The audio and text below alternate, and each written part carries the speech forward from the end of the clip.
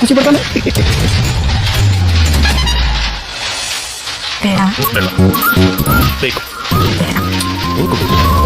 Baby ನಾವು ಇವತ್ತು ಒಳ್ಳೆ ಟೈಮಲ್ಲಿ ಬರ್ತಾವ್ರು ಫೋನ್ ಕಾಲ್ಗಳು.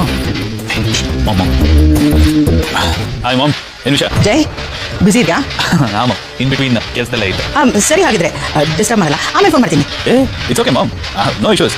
ಕೆಲಸದಲ್ಲಿದ್ದೇನು ಮನೆಯೊಳಗೆ ತಾನೆ ಫಸ್ಟ್ ಪ್ರಿಫರೆನ್ಸ್. It's okay. ಏನು ವಿಷಯ ಹೇಳು? ಅದು ಗೌತಮ್ ಮದುವೆಗೆ ಒಪ್ಕೊಂಡ್ಬಿಡ. ಅಣ್ಣ ಮತ್ತೆ ಒಪ್ಕೊಂಡ್ಬಿಟ್ನಾ? Wow mom, what good news.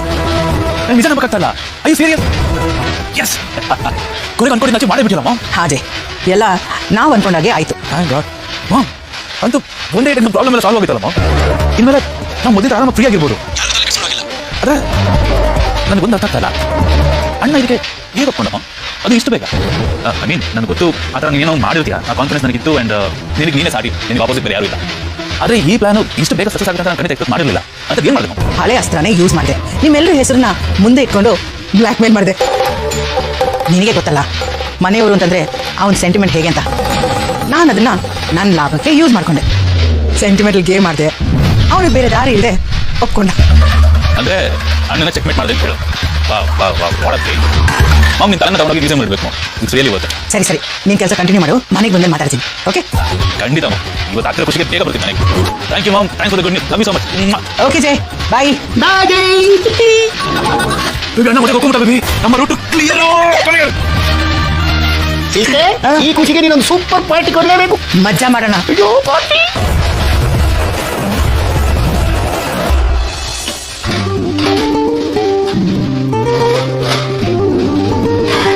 Bhoomika, ಅತ್ತೆ ಸಾರಿ ಭೂಮಿಕಾ. ಸಾರಿನಾ?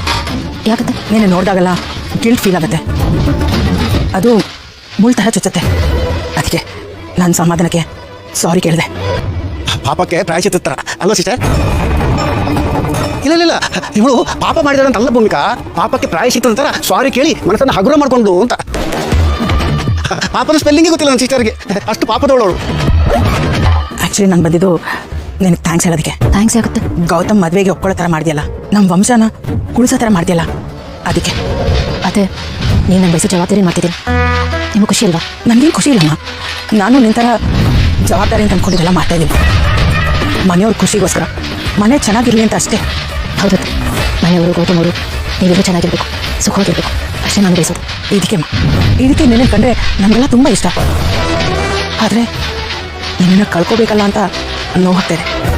ಏನು ಮಾಡೋಕ್ಕಾಗಲ್ಲ ಸಿಸ್ಟರ್, ಒಂದು ಪಡ್ಕೋಬೇಕಾದ್ರೆ ಇನ್ನೊಂದು ಕಳ್ಕೊಳ್ಳೇಬೇಕಲ್ವಾ? ಇದೇ ತಾನೇ ರೂಲ್ಸ್ ಇರೋದು. ಬಾ ಸಿಸ್ಟರ್ ಹೋಗೋಣ. ಆಮೇಲೆ ನೀನು ಹೊತ್ತು, ಭೂಮಿಕನ್ನು ಹೊತ್ತು, ನಿಮ್ಮನ್ನು ನೋಡಿ ನಾನು ಹೊತ್ತು, ಎಲ್ಲರೂ ಅಳೋದು ಬೇಡ. ಹೋಗೋಣ, ಸಮಾಧಾನ ಮಾಡ್ಕೊ.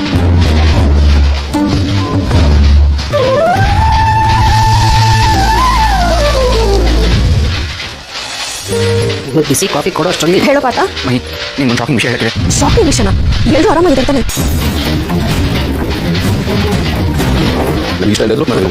ಏನು ಹೇಳ್ತಿದ್ಯಾ ಪಾತ? ಸಡನ್ ಆಗಿ ಏನಿದಲ್ಲ, ಮನೆಗೆಲ್ಲ ತಲೆಗೆ ಕೆಟ್ಟಿದ್ಯಾ ಅಂತ? ನನಗೇನು ಅರ್ಥ ಆಗ್ತಾ ಇಲ್ಲ ಮಹಿ.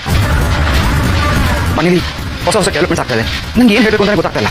ಪಾತ, ವಿಷಯ ಕನ್ಫರ್ಮ್ ತಾನೆ? ಹಾಂ ಮಹಿ, ಎಲ್ಲರೂ ಫೈನಲ್ ಆಗೋಗಿದೆ. ನಾನು ರಿಲಿ ಕನ್ಫ್ಯೂಸ್. ಓಕೆ, ನಾನು ನಮಗೆ ಕಾಲ್ ಮಾಡ್ತೀನಿ. ಓಕೆ? ಏನಿದೆವಾ ಈ ವಿಷಯ? ನಾನು ಗಾಬರಿ ಆಗಿದ್ಯಾ? ಏನಾಯ್ತು? ಏನಾಯ್ತಮ್ಮ? ಯಾಕೆ ನೀವು ಊಟದಲ್ಲಿ ಅಷ್ಟೊಂದು ಟೆನ್ಷನ್? ಮಾಬಾ, ನಿಮಗೆ ವಿಷಯ ಹೇಗೆ ಹೇಳಬೇಕು ಅಂತಾನೆ ಗೊತ್ತಾಗ್ತಿಲ್ಲ. ನಾಳೆ ಗೌತಮ್ ಏನೋ ಮಾಡಿದ್ರೆ ನೀ ತಮಾಷೆ ಮಾಡ್ತಿಲ್ಲ ತಾನೆ? ಇಲ್ಲ ಅತ್ತೆ, ಇದು ತುಂಬ ಸೀರಿಯಸ್ ವಿಷಯ. ಇದರ ಹೇಗೆ ಸಾಧ್ಯ ಅನ್ನೋದು ಗೊತ್ತಾಗ್ತಾ ಇಲ್ಲ. ಸಡನ್ ಆಗಿ ಆಗಿರೋ ಡೆವಲಪ್ಮೆಂಟು, ಯಾರಿಗೂ ಒಂದು ಹಿಂಟ್ ಕೂಡ ಸಿಕ್ಕಿಲ್ಲ. ಏನು ಮಾಡೋದು ಅಂತ ಗೊತ್ತಾಗ್ತಿಲ್ಲ. ಏನು ಮಾತಾಡ್ತಾ ಇದೆಯಮ್ಮ ನೀನು? ಇದು ಹೆಂಗೆ ಆಗಕ್ಕೆ ಸಾಧ್ಯ ರೀ? ಏನಮ್ಮ ಹೇಳ್ತಿದ್ದೆ ನೀನು? ಅಲ್ಲಿ ಅಂದ್ರೆ ಭೂಮಿ ಎಲ್ಲ ಚೆನ್ನಾಗಿದಾರಲ್ಲ, ಇದಕ್ಕೆ ನಮ್ಮ ಭೂಮಿ ಹೇಗೆ ಒಪ್ಕೋತಾರೆ, ಅಲ್ಲಿ ಹೇಗೆ ಒಪ್ಕೋತಾರೆ? ಸುಳ್ಳು ಸುದ್ದಿ ಅಂತ ಅನ್ಬೇಕು. ಸರಿಯಾಗಿ ವಿಚಾರಿಸು.